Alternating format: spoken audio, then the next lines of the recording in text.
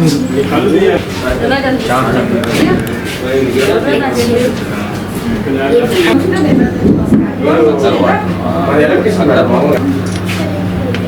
తెలియట్లేదా ఇప్పుడు?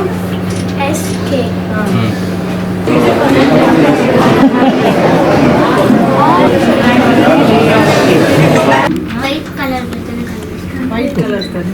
మీవన్నీ digital black boards కదా.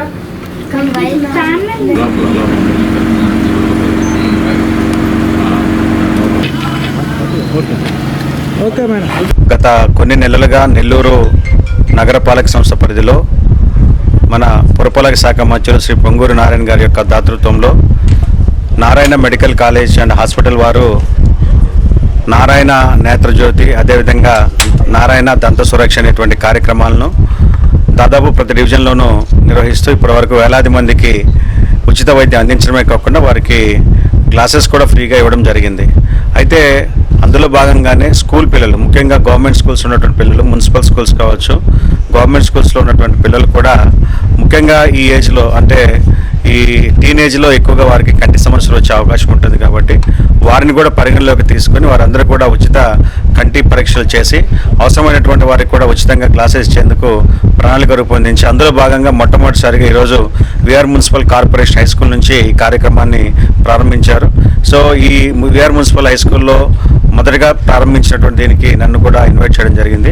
So ఈ సందర్భంగా నారాయణ మెడికల్ కాలేజ్ అండ్ హాస్పిటల్లో సిబ్బంది అందరినీ కూడా పేరు పేరున అభినందిస్తున్నాను. ఎందుకంటే నిజంగా స్కూల్ ఏజ్లోనే ఈ sight issues, short sight issues కావచ్చు, లాంగ్ సైట్ ఇష్యూస్ వస్తాయి.